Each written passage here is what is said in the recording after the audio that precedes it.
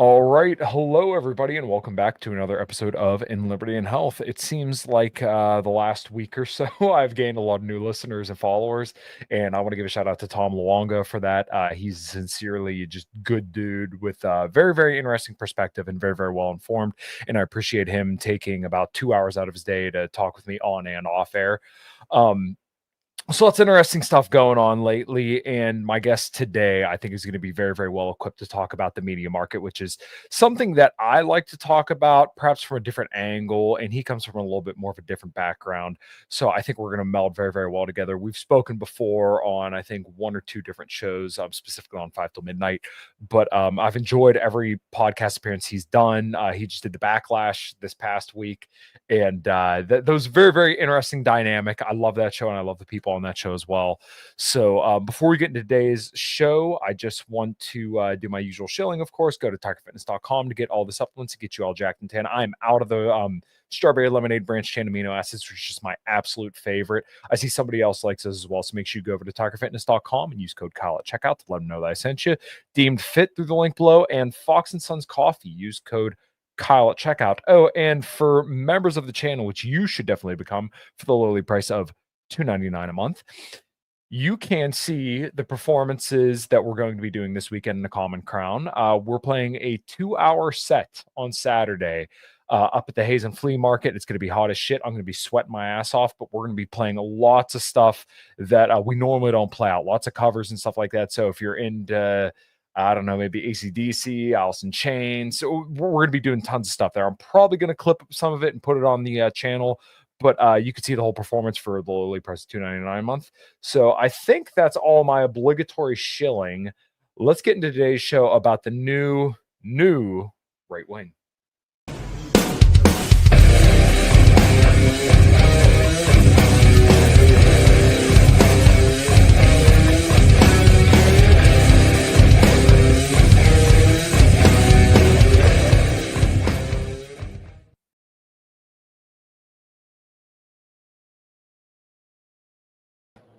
All right, everybody, and welcoming to the show, my dear friend Basil. How are you doing, man? Good. How's it going? So good to talk to you without that faggot Sam around. I'm kidding. We're getting spicy already. I'm just busting his balls. He's a blonde Irishman, so I think it's pretty fitting. We love our pink nip heroes around here, you know? Yeah, of course. So as I said in the introduction, the way you talk about the media market, we were talking about this a little bit off air too, but I find it fascinating to kind of look at the dynamics of who's saying what and why, because, obviously the thing now, right, is just, oh, you're funded by Cutter if you're kind of in like the more mainstream conservative ink. And I remember you also pointing out like, oh, this is like the group chat thing.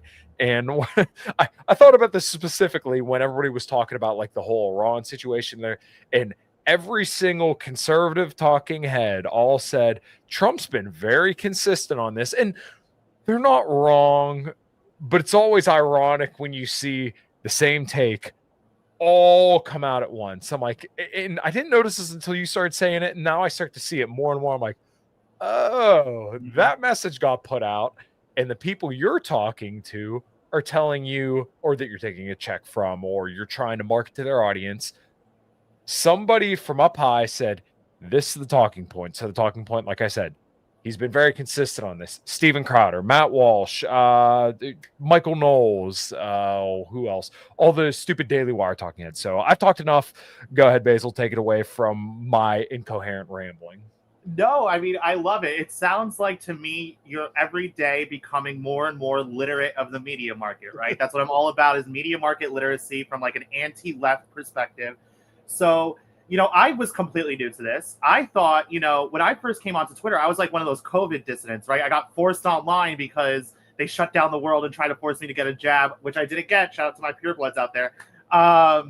So when I came onto the media market, when I came onto Twitter, look, I'm sorry, I'm so deep into my own shit, When I came onto Twitter and I was like following the podcast and stuff that I was listening to, I was operating under the impression that like what we were doing was overtly political, right? What we were doing was like kind of really kind of honing ourselves to resist politically, almost like this is a movement type of thing. Oh, we're bridging the divide between populist left and populist right, because that was kind of the field that I came into, was like that post-left type of thing, right? So come to learn actually that as I was, because I came on not just to be an observer, right? I came on because I had what a rhetorical tool, as I like to put it, that I needed to. I was like, listen, I'm a nobody, I have no clout, but I'm listening to these people who seem to have some kind of clout, and they are missing this huge thing that we could get into, like the whole trans question and how it relates to censorship and this type of thing. And I was like, I need to get this in front of you guys because you guys have clout, and I need to hand you this tool so you guys can run with it, right? So as I like started to get noticed, and people were like, oh, this this fat gay Afghan guy seems to really be able to articulate something, right? You get scooped up into the group chats, and you start to like interact with people who are more notable figures. And lo and behold, long story short, I kind of started to see how the sausage was made. And I started to understand that, Twitter obviously isn't real life, right? But every single talking head, every single journalist, every single politician is here on Twitter. And what's happening here on Twitter is that we are collectively honing the talking points. We're weather ballooning the talking points that are going to make their way from Twitter, which is what I call the media market microcosm, to the media market macrocosm of the New York Times, CNN, Blaze, this, that, the other thing, all the big things, right? And there's about like a 6 to 18 month kind of time lapse between where it gets workshopped in the group chats, comes out into the timeline, honed on the timeline, and then makes its way through that channel, right? And you kind of described it earlier where you said, like, someone gets a directive, and it's like, listen, that happens a lot, right? But very often what happens is, take sellers, just to define a term, people who go out, you and I are both take sellers, right? Take sellers are very, it's a neutral term. It's not, people like to use the word grifter, but that's so loaded with negative connotation. No, we're coming out onto the timeline and we're saying, hey, these are my takes, these are my opinions. If you like them, come subscribe, come whatever, value extraction through that way, right? So we're all take sellers. So what I noticed is that, take sellers will, just like any market, right? They'll congregate amongst themselves, and they'll start to create kind of cartels where they boost each other, defend each other, won't criticize each other publicly. Completely fine. This is all on its face completely value neutral. But sometimes it'll be like a directive where it's like, this is the take. But very often what it is, it's like, all right, you're in a group chat with your friends who are take sellers, and you see something, a current thing that's happening, and someone will share it and be like, kind of sus, kind of weird, seems like we're going to war. And amongst each other, we'll hash it out, and eventually a take will come about that we understand kind of protects our branding and protects whoever is cutting any of our checks, and is not going to alienate our friends or our fans, and that becomes the thing that goes on the timeline, right? And then on the timeline, we see it, reaction, this kind of back and forth. And I think, so I'll wrap it up by saying, I think it's so important for the people who aren't take sellers, right? The audience, as I like to call them. It's so important for the audience to understand what Twitter is, and understand, like, if there's a notable figure, someone that you don't know, but you could like name them and say, oh, Oren McIntyre or Pete Quinones or Basil from Twitter or Kyle, whatever. We're notable figures to varying degrees. You're engaging in a media market. And listen, if you want to be a fan of any take seller, that's totally fine. Support the take sellers that you think advance your interests, but also try to understand the social and the market connections, right? Such that when you see, for example, say you're a fan of the Vitalist BAP network, right? When you see after October 7th, they start yelling at you as one of their fans saying, no, you can't say that Hamas is Vitalist. You can't say that Hamas is Bronze Age. You're kind of like, oh, right, because you're funded by Israeli government contractors. Right. So I could take the good of like, all right, I'm going to slonk some eggs. I'm going to sun my balls. I'm going to fuck the towel boy tranny because I like that shit. But I'm actually not going to go down this rabbit hole with you of like, I have to support Israel because that's Bronze Age. Yeah. And you know what's funny is I see this parallel a lot. One of my main focuses with this show is oftentimes to talk about foreign policy things. So like, when I hear people start going off about China stuff, I'm like, oh, you're appealing to the Foreign Policy Network. You're trying to go after the Brownstone Institute, the Hudson Institute, the Rand Corporation, the military industrial complex. When you see Tim Pool talking about slave labor and then he's screaming at that little twink Brad, whatever, or Palumbo, I think his name is, whatever the hell it is. And you see him Yeah, getting very Mister, passionate. I like the middle schoolers, Yeah, Mister I Brad. like I to, follow yeah. the middle schoolers on Instagram. Columbo, we're not gonna let that one slide. Yeah, no, of course not. But when they're arguing about the tariff and trade policy, he's not necessarily talking to you or me. He's talking to the Trump administration essentially and telling them, hey, we got your back. We're going to sell this war propaganda for you. And that's what I always try to explain to people when they bring up organ harvesting, slave labor, stuff like that. It's like, oh, Wigger this is genocide. right, exactly. This is all a funnel to build consent for military industrial complex, arms contractors for war with China. Right. So every time I see this kind of stuff and I hear people talking it out, it just goes off in my brain. I'm like, oh, you were sold this by somebody who's trying to sell you their narrative, which typically is once again is a war with China. And just to cover the other flank as well, which I'm sure everybody's aware of. I don't need to tell you people this is why I don't rip on Democrats. Of course, Russiagate is selling you fear of Russia. Just 100%. Yeah. Yeah.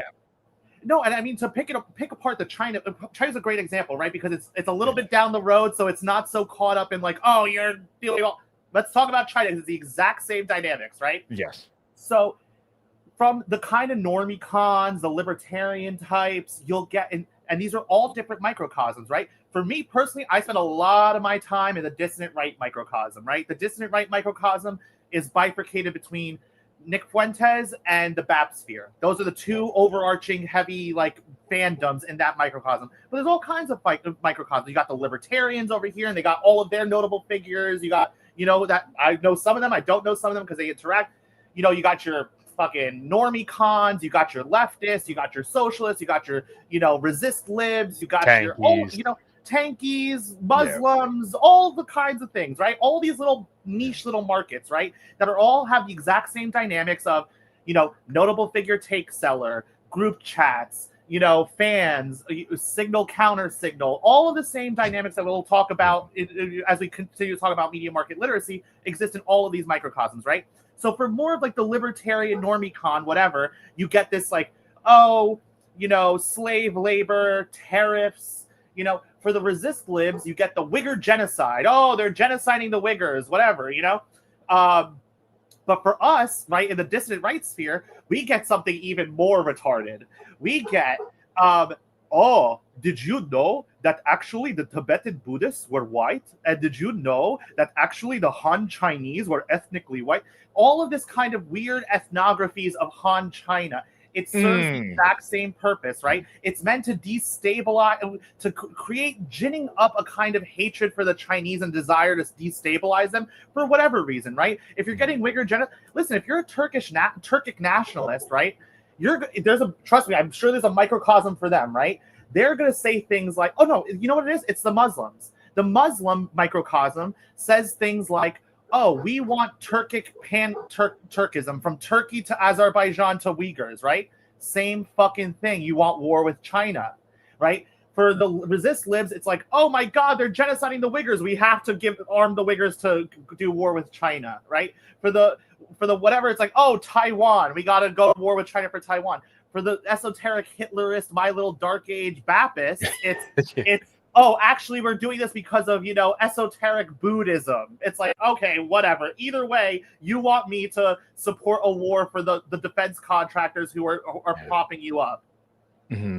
Yeah, that's spot on, really. And I think once people start kind of picking this apart, you could kind of tell where a lot of these narratives come from. And it's so funny because, like I said, you always see just the same takes over and over and over again. And I remember the screenshot that I'm sure everybody saw it, was Matt Walsh, Jack Posobiec, and who was the third? Oh, Charlie Kirk. All three of them. We have to stop. The Holy Trinity. Exactly. Yeah. The CIA asset, the dude with the too small of a face, and then the guy who reads from a teleprompter. So, but basically, it was, we have to stop all third world immigration right now.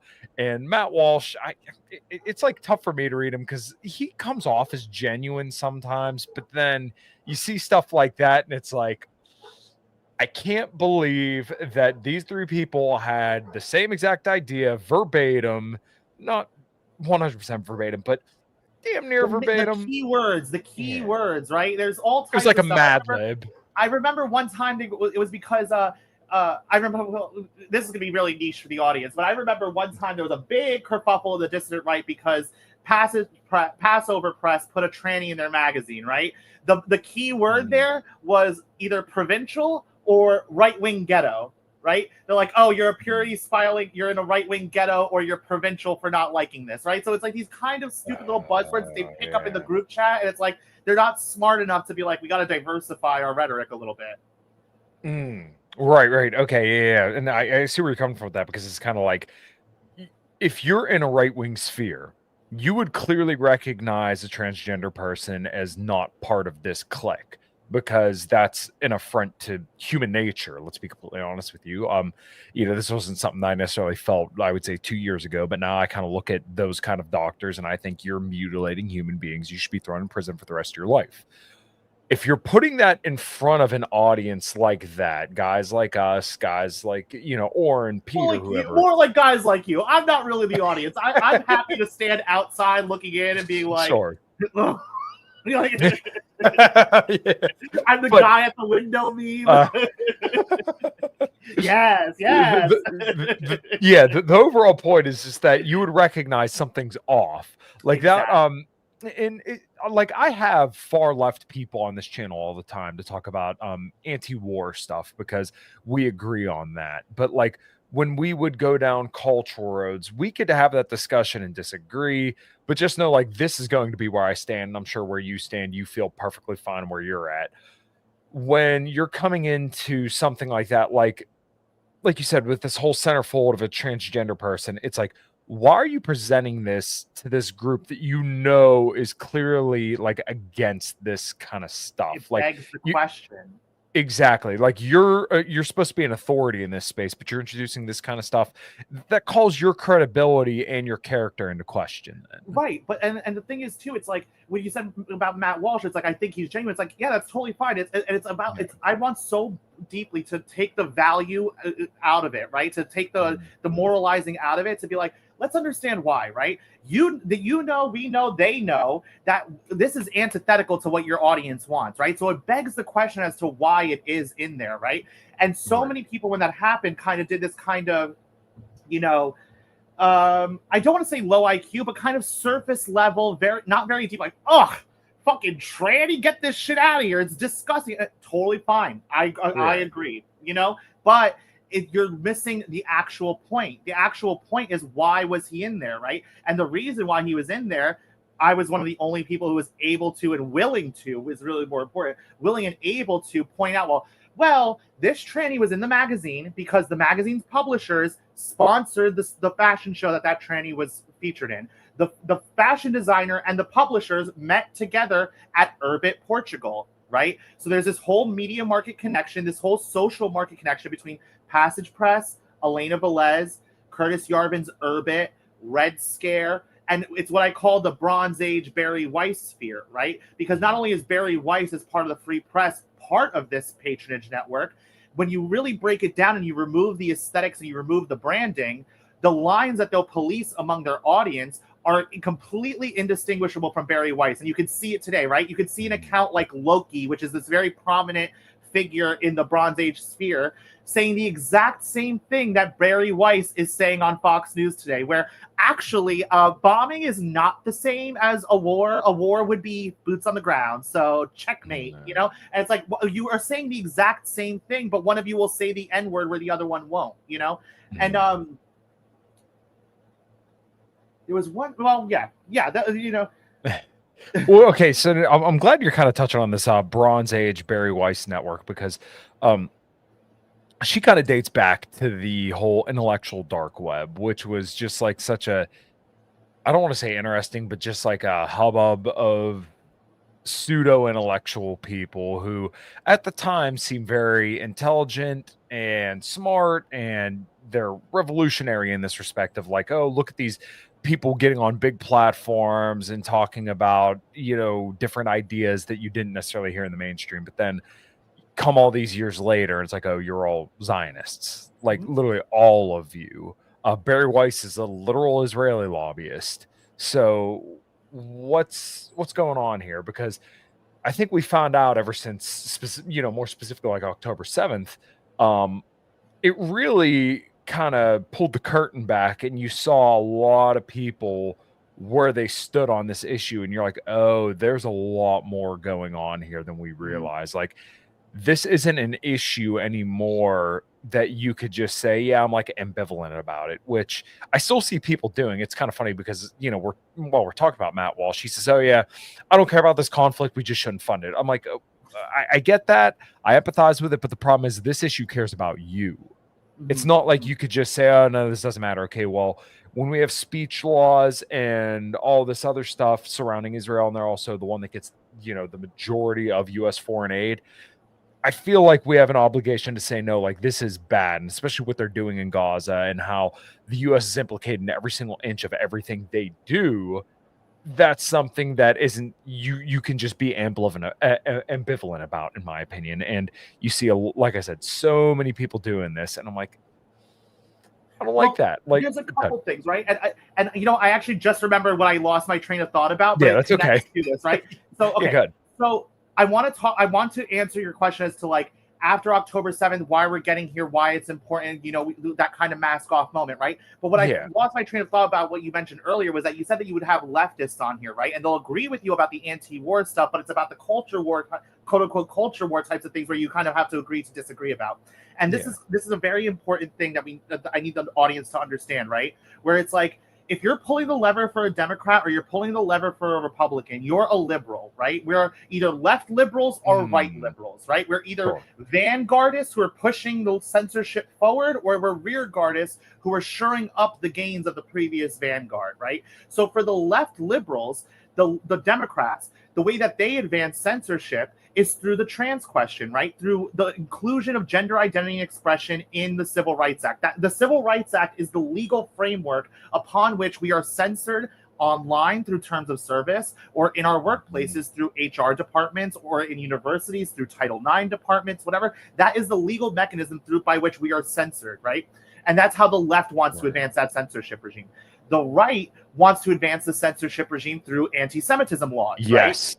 So when you're on the left, you're allowed to critique, you're allowed a little bit of Israel criticism as a treat, because like Glenn Greenwald does all the time, although he's great on, he's decent on Israel, he'll always punch right when it comes to defending gay marriage, gay adoption, trans issues, because that's the thing that their part of the coalition is advancing censorship through. Whereas if you're a right lib, like your libs of TikTok or Billboard Chris or Nancy Mace, you're allowed to go crazy on the tranny. Well, not even. You're allowed to go really hard on the tranny stuff, but you'll always whip everyone back into line on the Israel question, right? So either way, it's the whole like two wings of the same bird type of thing. You're advancing it. You're pushing it forward through one way or the other, right?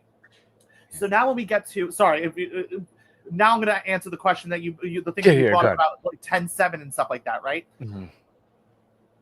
Okay, so 10-7 was incredibly revelatory, right? Because we had, for example, the sphere that I'm very much in, where it's that dissident right sphere.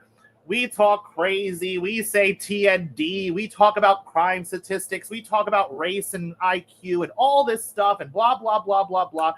Vitalism and barbarianism and this and that and the other. But for some reason on 10-7, everyone became a fucking little moral scold, moral fag, pearl-clutching, long-house faggot. Like, oh my God, you can't beat the fuck out these fucking IDF reservists at a fucking rave? This is horrible. This is crazy. This isn't Broads Age. This isn't Vitalist. Why, right?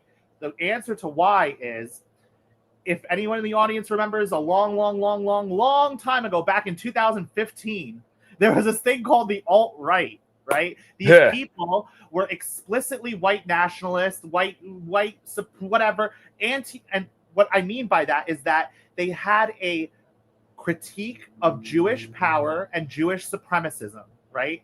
And obviously, I'm not an anti-Semite. I love competent doctors and lawyers. I love my Jews. Shout out the Jews. However, I'm not going to lie because I wasn't born with this kind of shibboleth of a Jew in my head where it's going to be like the Holocaust, you can't say that, the Holocaust. Right? So I'm not going to deny the fact that Jewish people as a group engage in a type of in-group insularism and supremacism within themselves that they would never accept from white people, right? Yeah. So that being said, after Charlottesville, the alt-right blew up and was completely gone, right? But what you had was this vacuum, right? So what you had was a bunch of tech-funded tech billionaires like Mark Andreessen, Peter Thiel, Susie Schofer, whatever, from the Manhattan Institute, funneling money to fill up this vacuum. And within 6 months, you had Bronze Age Mindset was published. You had Dasha Nekrasova having her viral InfoWars moment of, I just want to have healthcare, sweetie. And within 6 months, the first episode of Red Scare. So what you had was a concerted effort. Think of Barstool Sports, right? Barstool Sports has a bunch of different properties, right? But all of them fundamentally lead you back to sports betting and Dave Portnoy and Call Her Daddy, right? But you have all types of little niches. So in the exact same way, in this vacuum of post-Charlottesville, you had for the left liberals, you had Red Scare, where we're like edgy birdie tards, right? We hate the left. And for the right liberals, you had Bronze Age Mindset and Raw Egg Nationalist and Passage Press and all of that stuff, and I Am 1776, that kind of thing. And what we've realized and what became obvious and undeniable after 10-7 was that these were two, that illusion of choice meme where it's like a cow and it's two paths that lead to the butcher shop. It's the exact same thing. It's the illusion of choice. You're coming from two paths, the same thing that I call Bronze Age Barry Weissism, right? Because Barry Weiss will promote Anna Khachiyan, and the same people will promote Red Scare and who will promote Elena Velez that's sponsored by Passage Press, et cetera, et cetera. Exact same market connections, right? This isn't a conspiracy. It's all publicly available knowledge. So what you have then, Curtis Yarvin is an intellectual heavyweight in this sphere, right? And so is Nick Land. Nick Land, in discussing Curtis Yarvin, explained it perfectly. It's not hidden, right? They said white nationalists and white nationalism, a la the alt-right, is dangerous only insofar that they are correct and right about things that no one else is correct or right about. So what they mean is white nationalists, i.e. people who have a critique of Jewish supremacy and Jewish power, are dangerous for people who have financial interests or ethno-religious interests tied up with that, are only dangerous to those people insofar that those people are correct about things that no one else is willing to talk about. So if the white nationalists are the only people talking about race and IQ, are the only people talking about, mass replacement migration, then they're dangerous insofar that they're the only people talking about it. So after Charlottesville, you have this concerted effort to rob those white nationalists of those things that are not their critique of Jewish supremacy and kind of neutralize it and present a kosher version of it. Oh, so it's like, white nationalists, you like talking about race and IQ? Don't go to those TRS guys. We got Steve Saylor for you, presented by Passage Press.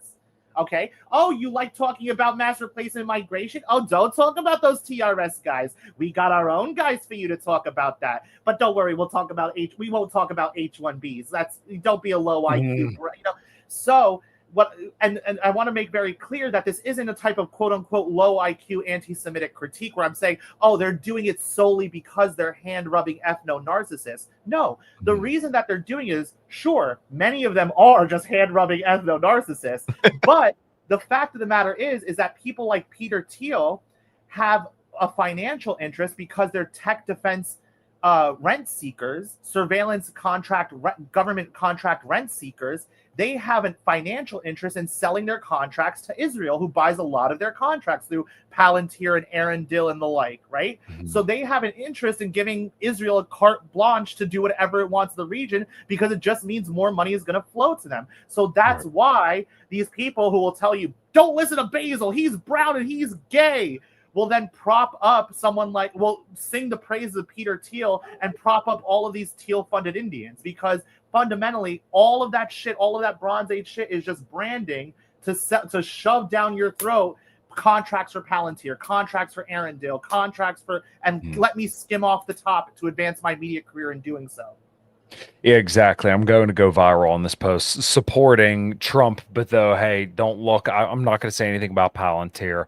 I'm not going to say the fact, mention that they're now surveilling all our private data.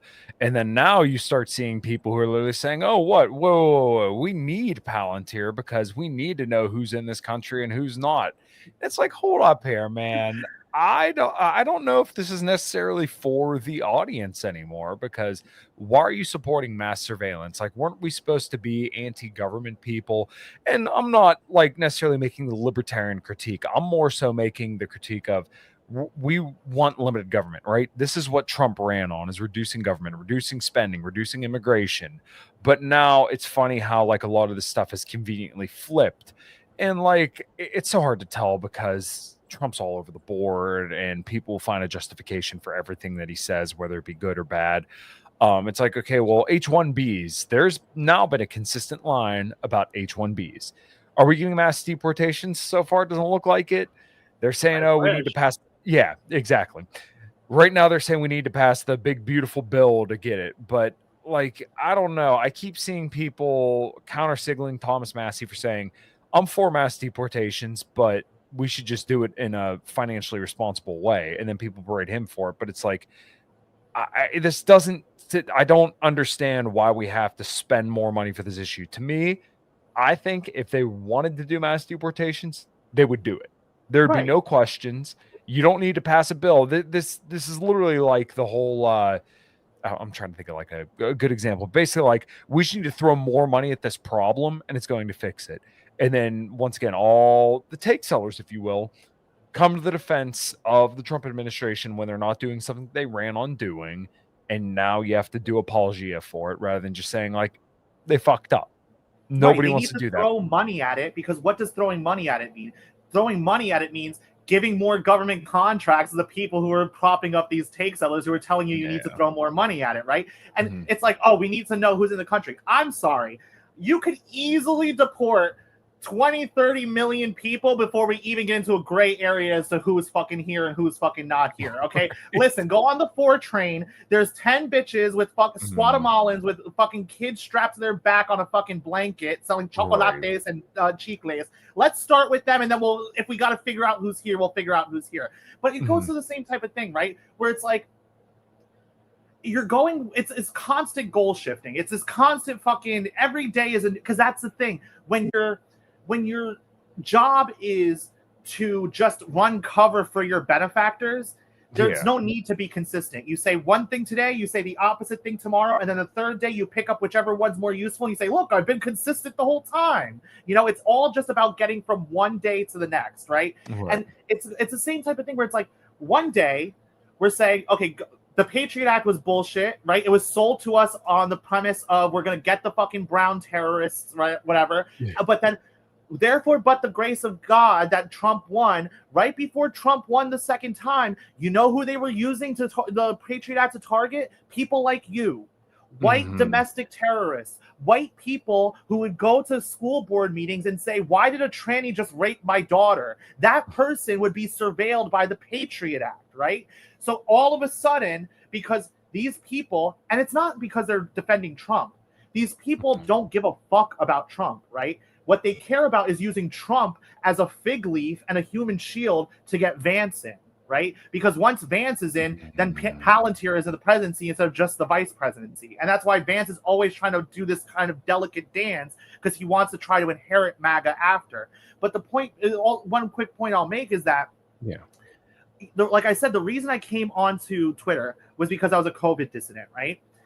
I remember, I will never forget, because it's what's radicalized me, was being denied service. I went to go get lunch after work, and I was denied service because I didn't have a vaccine passport. Okay, my life it was something so simple. They're like, "Oh, sir, can you just like actually wait outside?" My whole life changed. Okay, because it was a papers please moment, and what I remember distinctly was the people in front of me in line just turned forward. Papers please, turn forward, and it changed my whole life. It changed my whole perspective on everything. Right. The only reason I was able to maintain my job is because of the inefficiency in the state to be able to track my health data. So now you're going to try to make a case that actually it's good that the government is more efficient in tracking all of my data across different departments, including the health department, so that the next time it happens, there is no gray area of wiggle room for me to sneak through. They're going to know Palantir has my thing, state cooperation with state governments. There you go, bing, bang, boom, get him the jab. So fuck you.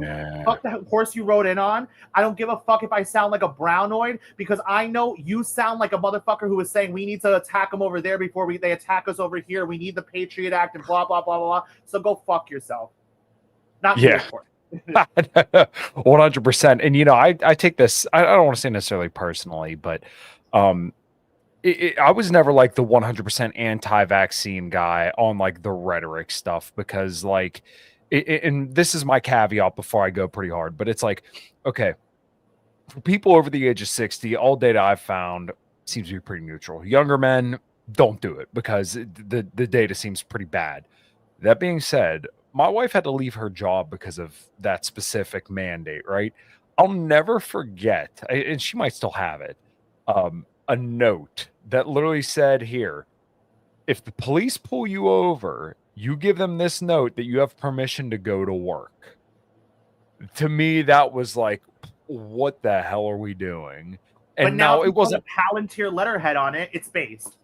Yeah, exactly. And that is my whole deal with the anti-Semitism speech laws as well. We could celebrate the shutting down and the unaccrediting of Harvard or whatever it is that Trump's doing now, but don't sell it to me as some victory that like Trump did this for the solid fact that he's one of us. He's selling us, you know, this is being sold by some take sellers, and I've seen even people are really like pushing this. This is on the basis of, you know, basically right liberalism. It's the fact that, oh, this discriminated group isn't being treated fairly in this university, so we're taking away their funding. Is it like directionally it's correct, but I don't want to give the people who hate me and the people who want to, you know, force a needle into my arm and tell me what I can and can't say about a foreign government to get a win, and then like just on principle, this is wrong because once again, this is benefiting the same people. Stronger. It makes the whole thing stronger. You it's the same type of thing when they say like, oh, with the trans stuff, right? They'll be like, oh, I don't care what adults do, but leave the kids out of it.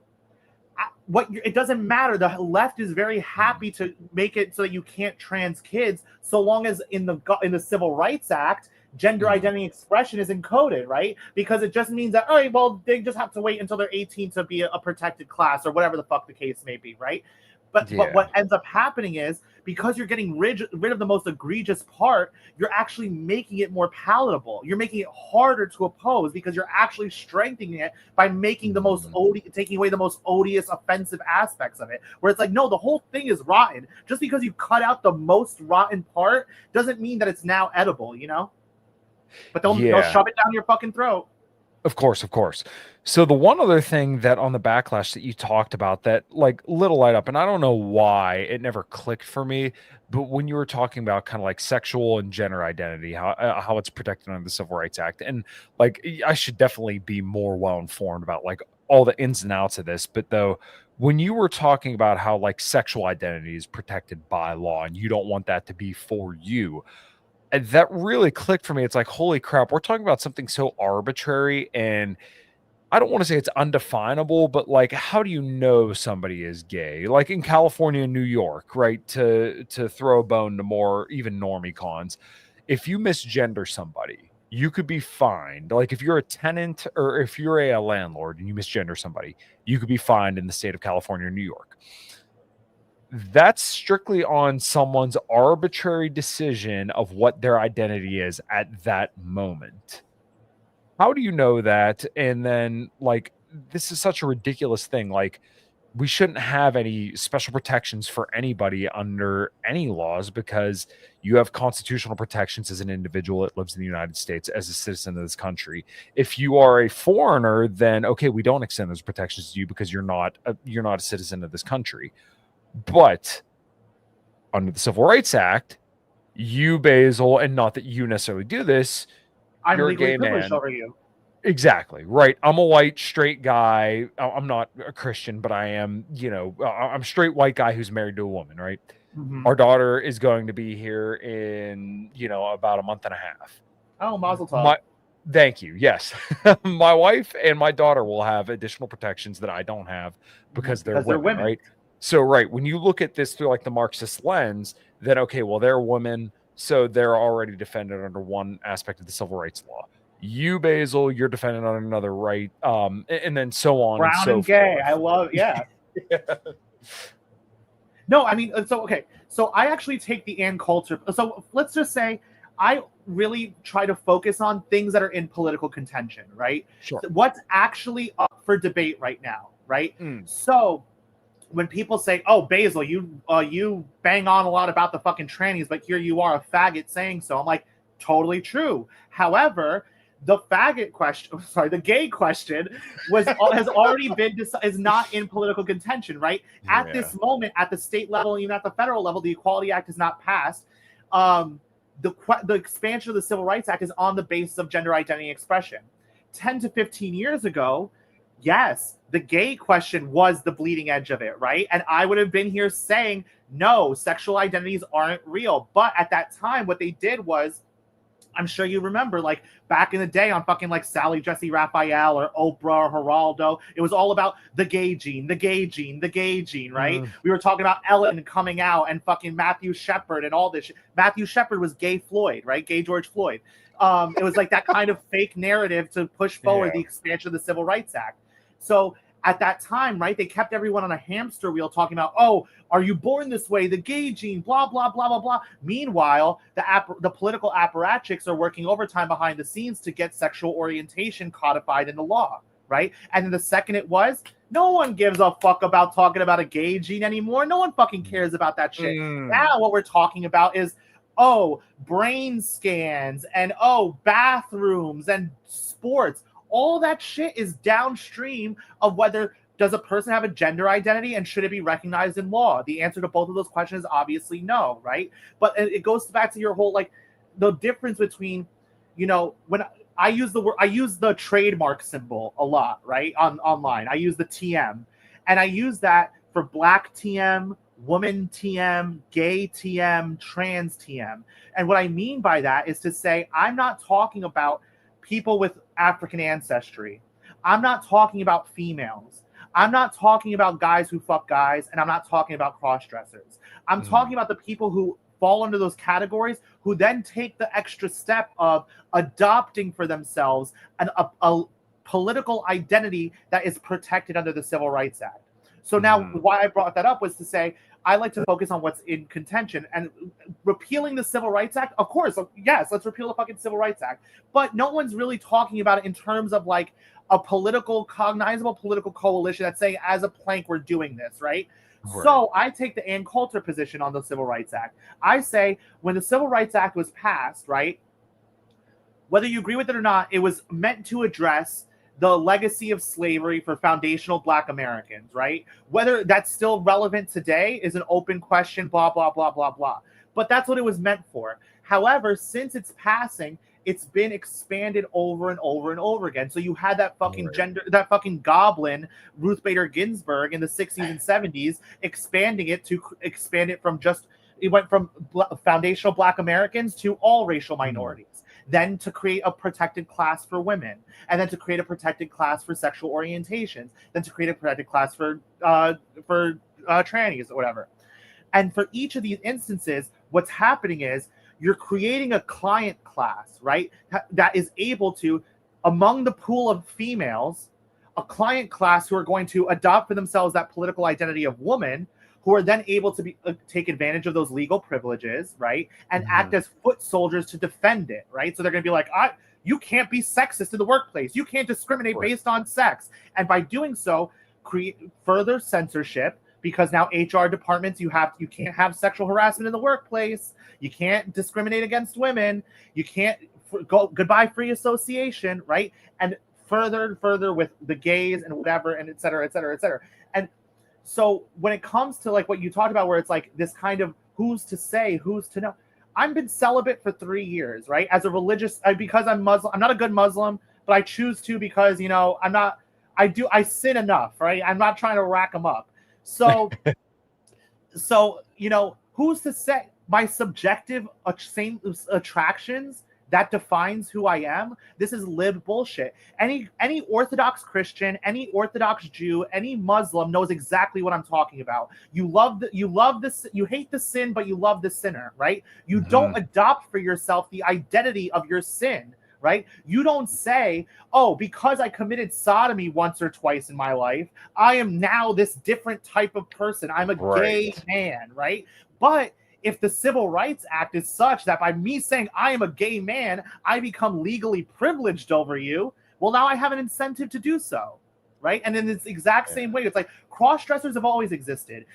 Effeminate men have always existed, right? Masculine women have always existed. But what's happening now is that mentally ill perverts, cross-dressing freaks, and whatever are being collapsed into one category that we call trans TM because it's about expanding the Civil Rights Act to include that patrons class. And thank you for calling me base. I appreciate it. For the listeners, Nate Shumway said this Basil guy is pretty base. Yes, he is. And this is my cousin, that guy. Yeah, this was something that I didn't really think about either, but I heard Dave Green say it once where he said like gay as an identity wasn't a thing until pretty recently. And then I started thinking about that more and more. I'm like, that actually makes a lot of sense because like all throughout history, there were definitely men who were attracted to other men. And like that just is what it is, right? You're not going to. You're not even judging a moral, like whether it's good or bad. Exactly. Obviously, it's a sin or whatever, but it is what it is. Yeah, you can't change. You're not going to be able to change that about some people. You're always going to have just, in a group of 1,000 people, one person's going to have some genetic trait that's going to predispose them to be a bodybuilder or something like that. Like just some weird fucking genetic situation. You can't get rid of that. So, but like you said, when you have the Civil Rights Act, then people adopt this identity because now, hey, I get, legal or social power over people because of strictly this, which really, I think, once again, this goes back to the whole idea that like when you're voting, you're either a right liberal or a left liberal because you're still kind of going back to that and supporting, this whole ordeal of protecting people based on race and identity. And it's such a insidious thing when you think about it, but I don't think a lot of people do. And the more I think about it, the more I realize like, wow, that really is where a lot of things went wrong. It's about all these like ideological, we're talking about liberalism, like capital L liberalism. It's about these like ideological priors that we have baked into us as Americans, really. Like, this whole thing about like blank slate theory, equality of men. It's all these things these are not necessarily true. These are ideological priors that we believe. Like if you want to look at what actual illiberalism is, go look at the Taliban, right? Go look at Afghanistan. They don't believe in this type of like blank slate to them, but their truth derives from religious law. This was true of Europe before the Enlightenment, right? The Enlightenment was the advent of capital L liberalism. It's where we got all of our ideological ideas about liberalism, as from Ricardo and Locke and Rousseau, and all that stuff is from the Enlightenment, which was a direct refutation of the absolutist reign of, absolutist monarchy and stuff like that, where they derived their legitimacy from God, right? In the same way that, an Islamic emirate derives its legitimacy from God and rejects liberalism and says, like, no, we don't believe in women's rights because we believe that men and women are different. Not this, like, Mary Wollstonecraft equality of women thing where women as human beings have the exact same equal right to the public sphere, right? Obviously, men and women are equal in dignity and value, right? But I think I'm speaking for myself only as a Muslim and whatever. Men and women are different and have different roles in society. That women, as a rule, should not be accessing the public sphere as it was in this country before the sexual revolution, right? Even before the sexual revolution, there were women involved in public life. But because the general rule was that wasn't the case, you know what women got involved in public life? Exceptional women. Women who were really like thinking about it and acting like a man or whatever it may be. But I want to talk about a little bit this kind of trajectory of where gay as an identity comes from, right? Sure.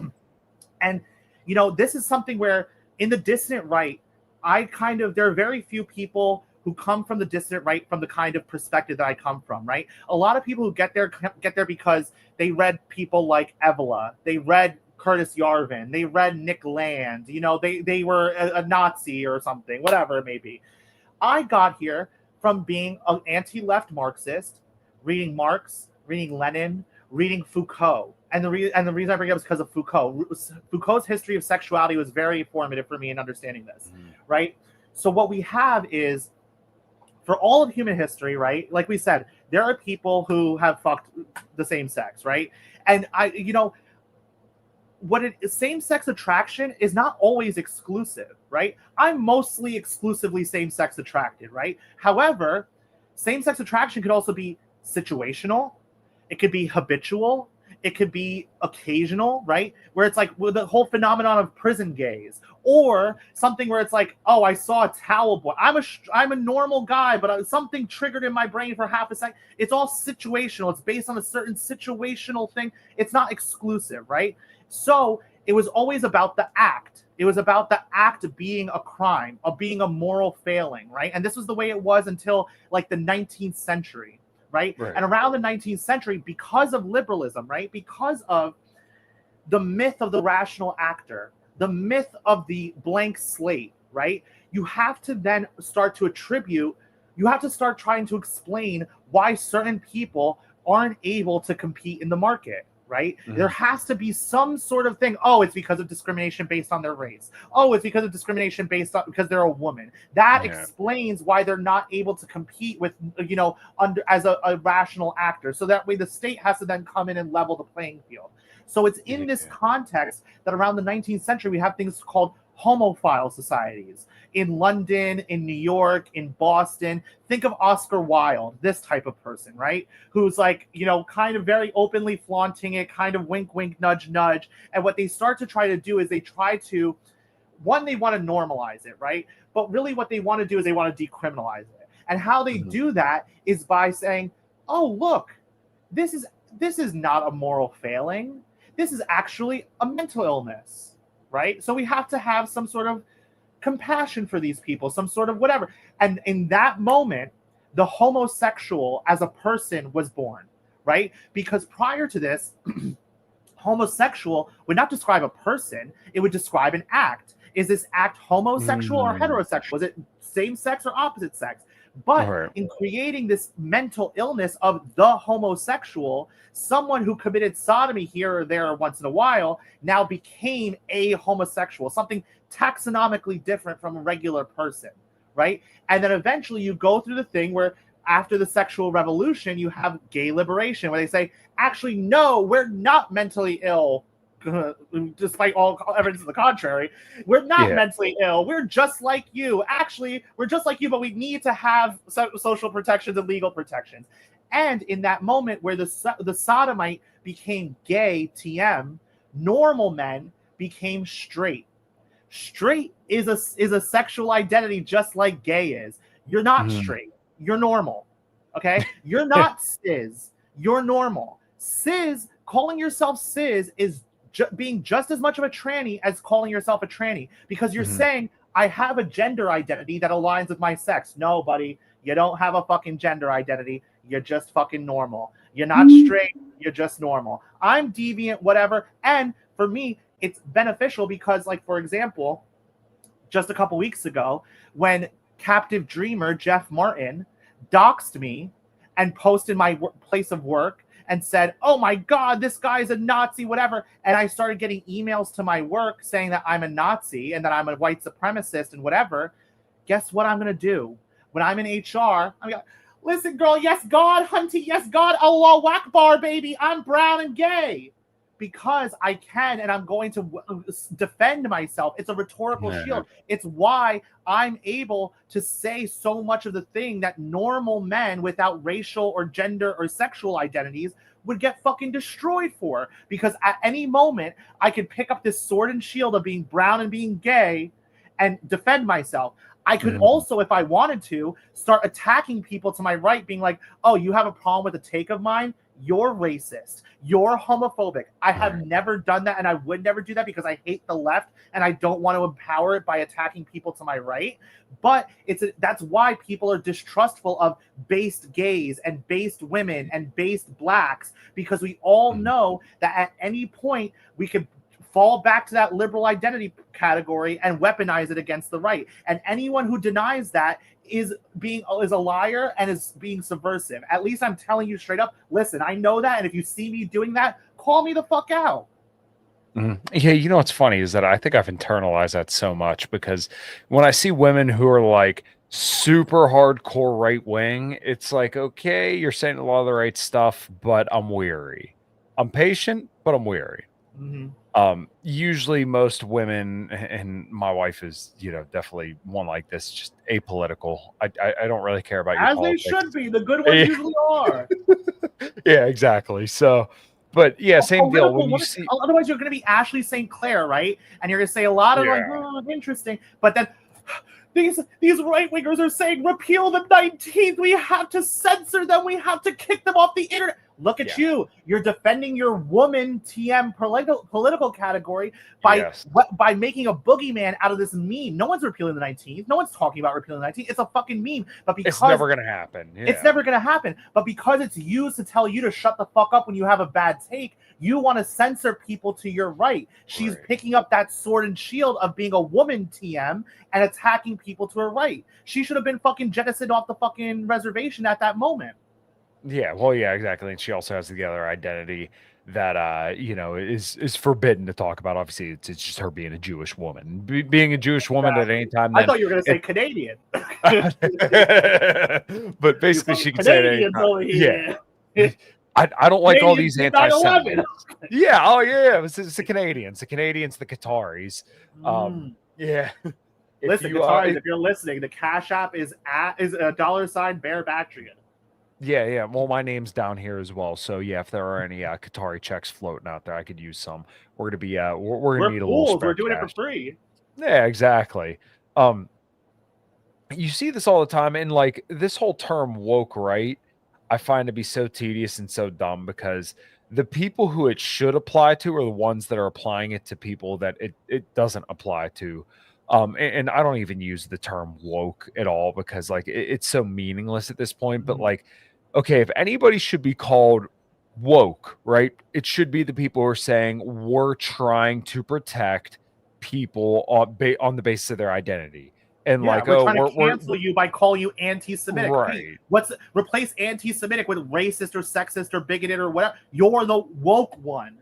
Yeah, exactly. Like, and I loop Donald Trump and Ron DeSantis in with this, and people kind of look at me weird, but I'm like, okay, they're literally saying we need safe spaces on college campuses for Jewish students. I'm like if you saw this from anybody else that you didn't like, you would call that woke.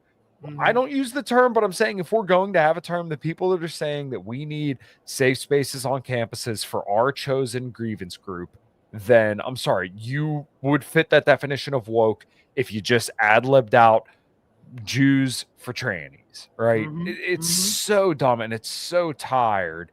And once again, the James Lindsays of the world will look at you and say, oh, you're woke, right? Because you don't want to fund Israel. It's like, all right. Screw you, dude. Yeah. It's like, sorry, because you have one more protected class than I do. I have 0 and you have 1. I'm woke. Go fuck yourself. But that's the problem with, like, not just James Lindsay's a very obvious one, right? But think about someone like Chris Rufo.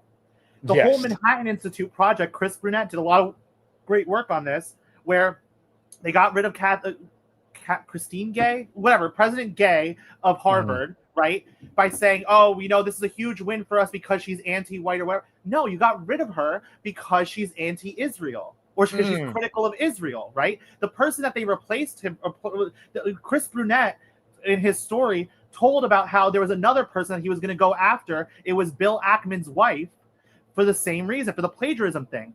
They put the fucking kibosh on it. Why? Because she is pro-Israel. And the whole, and even if there's an interaction between that James Lindsay had mentioned that he had with Chris Rufo, where Chris Rufo told him to lay off the trans thing. Chris Rufo then, hires that prostitute Christina Buttons. who left the Daily Wire. Why? Because they were too mean about trans people. So we have to be very critical about these people. And even though we understand, like, all right, maybe this is like a quasi win. I can't even say this is a win, because what you're doing is you're propping up and you're strengthening this other protected class. You're saying, oh, this is a win for me as an anti-left. Why is this a win for me as an anti-leftist, right? It's the same thing when people were like, that thing that you mentioned where it was like Sobak and Kirk and Walsh saying the same thing, be like, oh, just take the win, just take the win. I'm sorry, I'll take the win when Matt Walsh says mea culpa for 3 years ago, saying that if you said this, you were a reprehensible white supremacist and that you should be removed from the discourse. When you say that, then maybe I'll take the win. But for now, it just sounds like you're, again, like I said earlier with Nick Land talking about Curtis Yarvin, it sounds like you're just taking this thing from people who have a critique of Jewish supremacy and neutralizing it by saying, oh, well, we're doing a kosher version of that. Yeah, I never thought about it in that way either. That, like, when you see people, like, talking points getting mainstreamed, right? Like, when people say the Overton window, oh, the Overton window has shifted so much in immigration, but, like, the president and the people who are kind of steering this policy are saying, oh, we need lots of legal migrants now, which is like, oh, okay, so I see what this was, is that the Overton window amongst people like you and I in our media sphere, the talking point of like no immigration moratorium is like normalized. We're all about it. But then you have people that tell you, oh, Trump is the guy who's going to send them all back. He's not. And then he turns around and says, oh, we need to have this H-1B. We need to have all these Indians coming in. Yeah, the fake meltdown, it's a perfect the Elon meltdown. Yeah. It's a perfect example because in the media market, right, they're like, oh, we got them, we won. Because look, Elon Musk is too autistic to do what he's supposed to do, right? He gets out there on the timeline and says, fuck yourself in the face, we're going to have infinity Indians, right? But there is no daylight between him, Peter Thiel, David Sachs, all of these people, these Silicon Valley tech billionaires all want H-1Bs, but they're smart enough to not say it publicly, where Elon Musk says, go fuck yourself in the face because he's too much on Twitter, right? Yeah. But we won during that Christmas debate. 3 months later, they approved 170 something thousand H-1Bs, right? Because of Silicon Valley tech billionaires who have taken over MAGA in the past 4 years.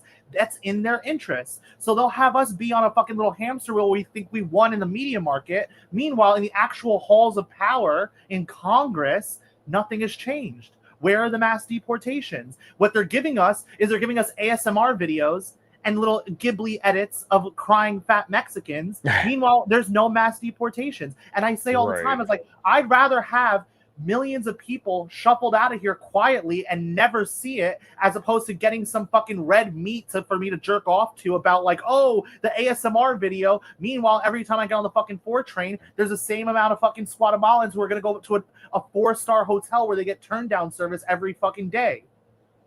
Right, exactly. Or, I think about it when my wife and I go to Florida, or like when we were in Atlantic City last year, which it feels like a lifetime has passed since then. But from 7 a.m. in the morning when my wife and I were in East Rutherford, I remember I was walking around before she was up. I had 3 people ask me for fucking money. It's like, are you serious? From 7 to 10 a.m.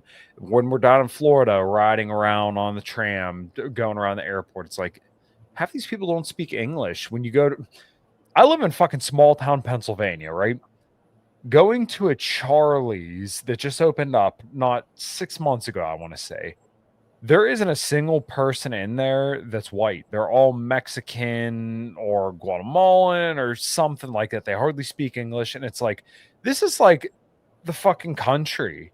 What are you doing here? Like, where you're from, you don't see snow. We see fuck tons of snow. What are you like? What are you doing here? You shouldn't be here. You came here to be a beggar. You came here to be a beggar. It makes me actually sick to my stomach. And it's like, especially because, not to hold myself apart, obviously, I was born and raised here, but I'm brown. I got to go back. Blah blah blah. Of course, just put me on the last plane. That's all I asked for. But my parents came here because the Soviets invaded their country. Okay, and because of the geopolitical reality at the time and Charlie Wilson's war and all that stuff, my parents came here as asylum seekers. It offends me actually to see these Guatemalans come here, and the basis for their asylum claim is gang violence. I'm sorry, by that fucking logic, give all of Southside Chicago I-9s to go to fucking Denmark. What are we talking about? Good luck going to Denmark. You got Somalians there fucking stabbing you too. My point being is that, I'm sorry, gang violence and economic interests does not a refugee make. And it actually, like, refugeeism and asylum is actually like one of the very, very few aspects of international law, which is mostly fake and gay. It's one of those things that's actually kind of real. Since like the Westphalian Treaty, things like diplomatic immunity, asylum, these things are like the bedrock of what international law is. It's like, okay, you are fleeing political violence and war and whatever. Maybe a country takes you in and maybe there's some sort of legal basis for that, right? But this thing where it's like, oh, it's because my country's poor, so I'm a refugee. No, you're a fucking economic migrant. Mm. Yeah, exactly. And this was something that I kind of changed my mind on, definitely within the last year, where it's kind of like, my country and my home isn't an economic zone, right? Like, you shouldn't be able to come here and prosper however, wherever, whatever you want. Like, these are resources that need to be found, that need to find a way back into the community, back into the country. And this is why I kind of like favor mass deportations and, a complete and total immigration moratorium. Because it's like, if people like me, right? I just turned 30 back in November. I'll be 31 this year. My wife and I are officially having our first kid, where in an ideal world, we would have had a kid within the first 2 years that we've been together. We've been together for going on 6 or 7 years. Until people like me and her can like comfortably save up, have a family, have 2 cars without working, 2 jobs that we don't thoroughly enjoy, I don't want to hear anything about economic migrants. I don't want to hear anything about any other country's problems. I don't want to hear anything about foreign aid. Let's fucking fix America for Americans before we start talking about, oh, well, refugees here, refugees there, even the Afrikaners. I'm sorry, you got an awful situation. Not America's problem. You got to go back to. No, it's true. I mean, it shouldn't be fucking crazy or beyond the pale to say, I think Americans should be on a stable footing before we even consider opening floodgates to the fucking third world, which is only going to make precarious Americans more precarious. But the reason that we do it is because the tech, defense, pharma, and finance industries that are currently ruling demand cheap slave labor. And this is the thing, too, where it's like, you can even get a little bit more nuanced here, where it's like, oh, okay, we have the Overton window rhetorically to the point where we could say, all right, mass deportations is on the table, but they want us to accept H-1Bs. Let me be fucking straight up and completely fucking honest with you. The goal has always been to make enough money so that you're insulated from the ramifications of having to live around these people, right? That's like a funny tweet that goes around a lot. Who picks my fruit is actually of less concern to me. I'm an attorney, as a white-collar person, than flooding the country with H-1Bs for me to compete with, okay? Because I could make enough money to insulate myself from this Guatemalan who's like, chocolates, whatever, So, but why are we importing Chinese and Indians to compete with me for my white-collar job? It's actually more of a direct threat to my interests to import H-1Bs than it is to import fruit pickers. Listen, get them all out of here. But if we're talking across the board, it's the H-1Bs are actually more of a threat to me. Right. Yeah. And this is another thing that it's been interesting to see the way that this plays out, because it's like, okay, well, the H-1Bs, they're going to make more money and they're going to push up wages and house prices and all this stuff. Illegal immigrants are going to do the same thing. There's a multifaceted problem, and it doesn't seem like there's any will to address it. Like Stephen Miller, I'll give it to him. He seems serious about the issue, but at the same time, like, why would this not happen? But I think it's kind of to your point, where it's Tech, Defense, Farm, and Finance. There we go. I can't believe I memorized that. Um, Let's go. The Yeah. brand is strong. Let's go. the NGOs traffic these people over into this country, and then I'm sure they're lobbying on behalf of their interests. And now it's like, okay, well, in order to mass deport these people, now these NGOs are going to have to be put up against the wall, essentially. And nobody has the balls to really do that. It sounds good on the campaign trail to say you're gonna deport them all, but to actually do it. Let's get into why that is, right? Because tech, defense, pharma, finance, right? I always say that all the time because I don't call myself a right winger. I obviously don't call myself a white nationalist. Even though I'm brown. All right, whatever. Anyway, the point being is the brown face of white supremacy. Exactly. Yes.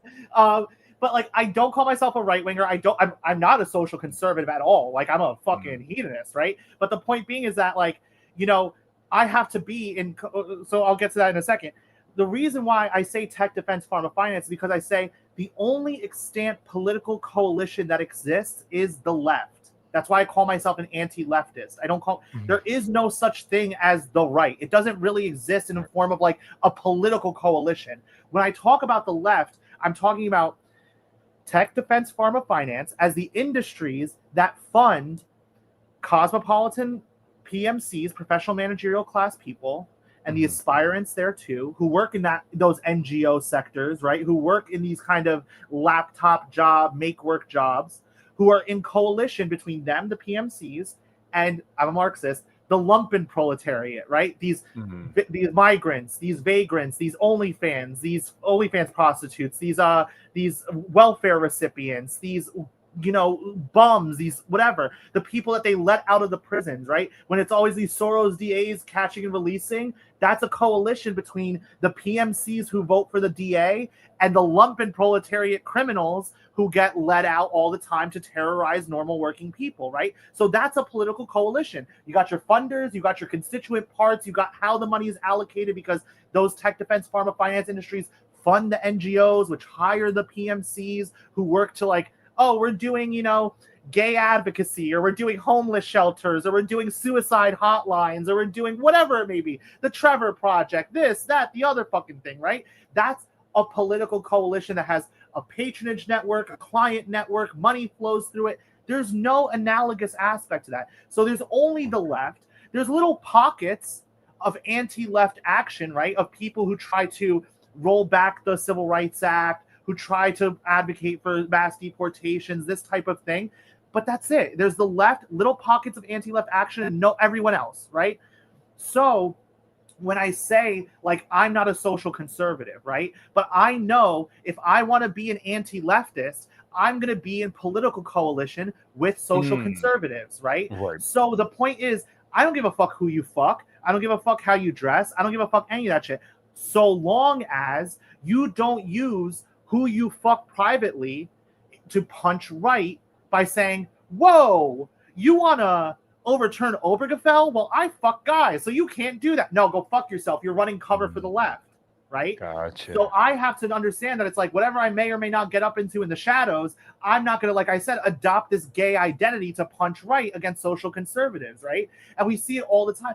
But with the tacit understanding that social conservatives shouldn't make themselves a poison pill. And to give a good example of this is like when Trump said he wasn't going to do a federal abortion ban, you saw a lot of these Christian TM take sellers trying to be like, well, that's it. I can't support Trump because he's not going to do a federal abortion ban. Go fuck yourself, actually. Because what you're saying is, before the election, Trump should shoot himself in the foot and his campaign in the foot because you're too lazy to do what the left did with gay marriage, which was go get your NGOs, go fund your NGOs, go fund your foot soldiers at the state level to work your way through the states, and then eventually you get Obergefell at the federal level. What you want is for Trump to completely destroy his campaign so that you don't have to do any work and then say, oh, well, we got a federal, you're not going to get the federal abortion ban, but what you did was you made yourself a poison pill. Right. Hold on, I just wanted to say really quickly, I am not, there's someone in the chat who says, because we said earlier that, people have been fucking men since forever, whatever. Should we accept these? That's not the fucking point. First of all, I understand that I am a brown cave monkey, and whatever happens in Afghanistan happens in Afghanistan. I am not advocating for bestiality, okay, man? Like, calm down a little bit. Jeez, yeah. The other thing I wanted to touch on was the Sexlectics, which I think you kind of touched on a little bit. And it wasn't something I thought about too much when it comes to like this political sphere. But like the more and more I interact in different spheres, so like starting from the libertarian sphere into music, and then now more into the dissident right sphere, I begin to see that like the same behaviors pop up and up and up and up. And no matter what, like you can't purge purity spiraling, you can't purge drama, you can't purge a lot of this stuff from different spaces. You also can't purge people's sexual desires. You just can't. All this stuff is innate to the human condition. You can find ways around it to mitigate it, but someone somewhere is going to have a breaking point. People are going to suck and they're going to fuck. Let's see. Right. Exactly. So you'd mentioned Chris Rufo earlier and kind of how that Christina Buttons got hired. But I remember hearing about some other people in the libertarian sphere about, oh, well, she's married and has kids to her husband, but you find out, oh, well, there's a reason why she's going on all these big shows. And it's not because of her wonderful views, all of which could be summed up as, it ain't about what's coming out of her mouth. It's about what's going into her mouth. Let's just say that. All right. Yeah, exactly. Yeah. Go ahead. No, I mean, I love sex because I said I'm a fucking pervert. All right. So let's talk about it. Right. Sexlectics. What do I mean by that? So the reason I coined the term is like I wanted to hearken to the word dialectics, right? To have a material analysis of any given political economy, right? You got to, in order to understand how a given society works, you got to understand where the money is, right? Where is the money flowing? Where are the civil institutions? Where are the political coalitions? All that stuff. And that'll get you so far in understanding the motivations and why things happen, et cetera, et cetera, et cetera. But once you understand that, what you should be doing is then a sexlectic analysis. You got to go beyond the dialectic. We got to get to the sexlectic. And what I mean by that is to say, at the heads of these institutions, at the heads of these firms, at the heads of these companies, at the heads of these publications and institutions, whatever it may be, there are individuals, right? And if you want to start really understanding why certain things happen, you got to understand who's fucking who.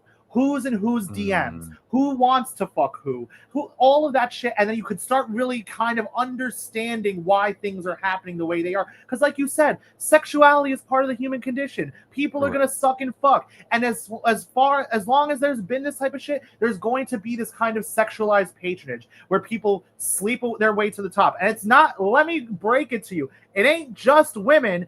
And it ain't just people who call themselves gay. Let's just say that, right? If you go to a Founders Fund barbecue because you want a Founders Fund is the investment wing of Peter Thiel's network, right? It's how they invest money. If you want to go to a Founders Fund barbecue to get investment for your publication or your app, let's just say there are no women there, okay? And you're getting your cheeks clapped, buddy. So it's about, understanding, and, let's use Christina Buttons as a perfect example, right? Christina Buttons, at the time that she got hired by the Manhattan Institute, who was a Manhattan Institute fellow? Colin Wright. Colin Wright, turns out, has been fucking Christina Buttons. So Christina Buttons gets a job through her boyfriend at this fucking institute. Boom, there you go, Sexlectics, right? All types of shit. You'll see stories all the time of like, oh, XYZ congressperson was fucking his aide, and his aide turns out to be some sort of like involved with some NGO, and that's why the congressperson proposed a bill to funnel money to that NGO. All that shit. If you didn't know that XYZ person was fucking XYZ person, you would completely lose this whole level of analysis, and you kind of like have to chalk up to the invisible hand of the market things that are actually part of like a visible dick and balls and sucking and fucking and all that shit, So I love Sexlectics, and it's one of the things I'm very proud of, and it's like something that's very simple and intuitive. I'm not the first person to suggest like people suck and fuck their way to get to, advance themselves through the media market or any industry. It's any industry. The boss fucking his secretary, and the secretary gets a promotion, that's Sexlectics, right? If you didn't know that the boss is fucking the secretary, then if you're like one of the other secretaries, like, why does Linda keep getting her time off approved? Because of Sexlectics. Yeah, exactly. Hopefully it said my internet went a little choppy there for a brief second, but I got everything that you said. It's so funny because like when I hear people talk about conspiracy stuff, the one thing I feel like a lot of these guys kind of leave out is that there is a human nature underneath all of this, and that's kind of like what you're getting at here is just like, okay, well, there's a human nature, and women are going to use that human nature to their advantage. And this is what my friend Ryan calls feminism is essentially a tactic. Feminism is an ideology. It's a tactic. It's using men's better instincts against them for women's desires. Right. And that's really what Sexlectics is in this aspect. And then obviously, you could go to other aspects where like you think about Peter Thiel and then you kind of think like, oh, why does he fund all these different younger men? Like something strange is going on there. 100%. Why is it like, there's a whole bunch of stuff where it's like, someone brought up in the chat, Sexlectics is very important to the blackmail aspect, right? This is an important point. When we talk, I want to talk about what you said first, where it's like feminism is a tactic. You know what's a great example of that? Me Too. Sure. Me Too in Hollywood and Harvey Weinstein, right? Because Sexlectics is the casting couch, right? It's about taking the principle of the casting couch and taking it not just from the entertainment industry, but applying it to, well, the take selling market is an entertainment industry, right? Take selling is entertainment industry, but apply it to everything, right? Whether it's every single industry works on a casting couch type of basis, right? Every institution. What Harvey Weinstein was having this kind of really disgusting guy, physically disgusting guy, be a kind of sin eater for the whole industry to say, whoa, the casting couch isn't inherently baked into every industry, and especially this industry. It was this one especially predatory man. But the way that actually manifested itself was these feminists, these older women, these older successful actresses who in their youth had traded off of their sexuality, right? They would reframe it as they got older, be like, well, I was taken advantage of by producer. No, bitch. You're a grown-ass woman, whether you were 19, 18, whatever.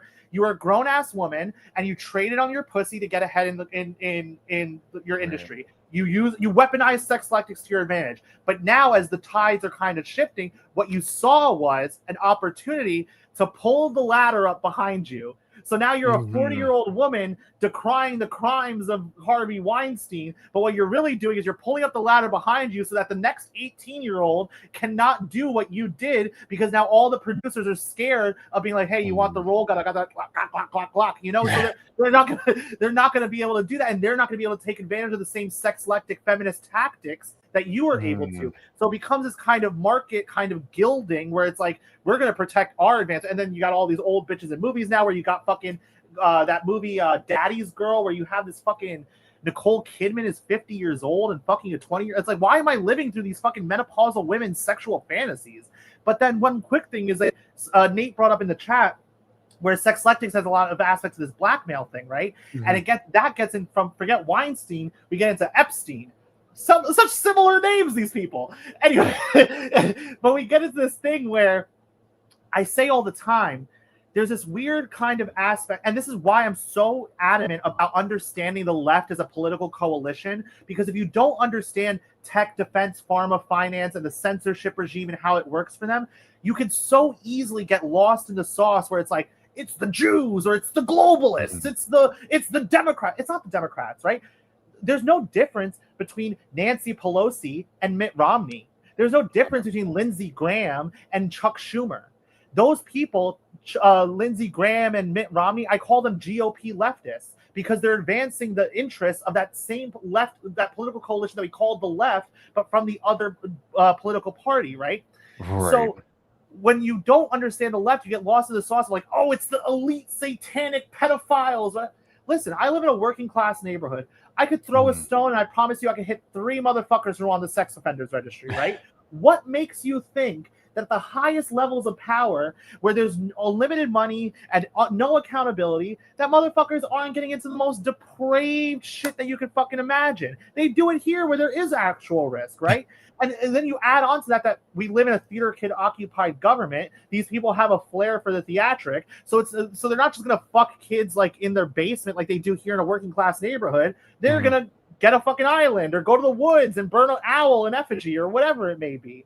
But it's very important that it's like, yes, the Sexlectics part goes this blackmail aspect where it's like it's about understanding who's fucking who, many times kids. But it's like, you know, this thing where it's like when Epstein was, for some reason, Epstein has been re-talked about in the discourse recently. And what we saw in the BAP sphere was this kind of whitewashing of Jeffrey Epstein, right? Where it's like, I wonder why. Probably because you, like we said, you work for people who have contracts who run through Israel, and you don't want to talk about the fact that Israel was running a blackmail operation and Mossad was running a blackmail operation. So what they did was they wanted to not talk about Mossad and Israel. They wanted to talk about, oh, you guys are clutching your pearls because these guys fucked some 16 and 17-year-olds. Listen, bitch, I'm Muslim. I don't give a fuck about no 16, 17. My problem is that they weren't fucking married. You heard how old Muhammad's wife was? Let me. But they want to make it about, oh, you guys are clutching your pearls and being hysterical women about the fucking 17-year-old.